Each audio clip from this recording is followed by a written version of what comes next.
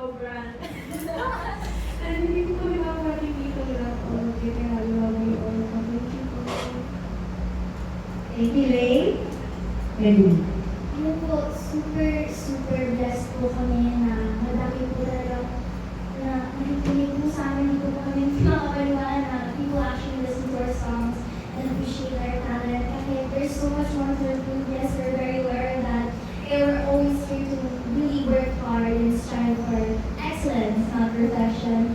Kaya po, we'll always hold on to that gratefulness na everyone's showing up for us. So, thank you so much po for the opportunities and the presence that we have po. Thank you po. Hindi na naman strive for excellence, not perfection. Quotable na naman tayo.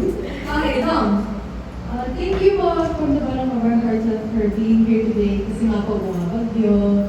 And ang dami niyo po ngayon. So, medyo na-overwhelm po na sa dami niyo ngayon. Tapos marami po yung suporta. So, sana po mag-enjoy rin po kayo later sa show. Kumain po kayo, mag-enjoy po kayo kasi meron po mga exhibits po. Mag-enjoy po tayo. Thank you, Dominic. Ella.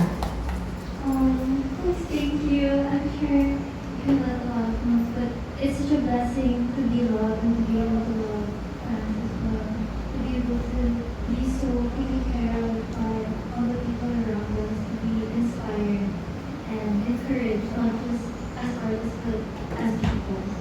So thank you so much for accepting us, for showing us that we have space to grow, and for being that safe space for us. Thank you. Thank you, Ella. Tin? And thank you so much po. Actually, wala akong masabi kundi thank you po talaga. As in, you really help us to keep on going whatever seasons you are in. And ayun po, kayo pong supporters lahat, may-inspire po ito lahat sa inyo. Kaya I hope sa po na parang it's not just a story about us girls, but I hope that everyone will remember their own lives as well. And may that song remind us to appreciate the people we are with and be kind to one another and appreciate one another. And thank you so much. Thanks, Tin. Pero Tin, napakita mo yung ring mo. Nakakita na naman ako. Nakalagay. It's pula! Ay, ano ba yan? Yan. Pakikita yung nabasa natin. Ang pula pala. Yung Sonara naman. Okay. Ang ganda, personalized yung accessory. Sana maging merch niyo yan, no? Wow! Okay, ikaw naman, Nami. Mag-iingat po kayo palagi. Pupunta pa uwi sa lahat syempre po ng bagay. Syempre, sobrang excited po kami na ma-share yung journey po na ito kasama kayo. So, very grateful po kami. Thank you po. Thanks, Nami. And Yurika!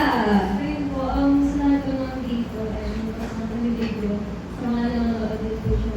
Gusto ko lang po sabihin na we're so blessed to have all of this. Kasi hindi naman po lahat ng mga artist na nagkaroon ng ganitong opportunity. So maraming salamat po. And siguro i-take ko na yung kanya ko to thank God, to thank all of you, to thank 1C, UMG, sa lahat ng kinanagin ko. Maraming salamat po sa kasama po sa amin simula hanggang ngayon. And of course, marami po tayong eras na magkasamahan po natin. So maraming salamat po.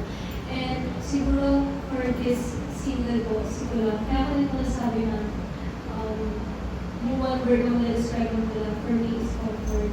Kasi narinig ko po yung pula. Since it's about us, yung friendship po namin, talagang nakifeel ko na kasama kayo girls. So kung narinig ko yung pula, sila talaga yung ang pumasok sa isip ko na kahit anong mangyari, nandiyan lang sila. Kasi yung, actually yung single ko po yung isang verse na si Holy Ella.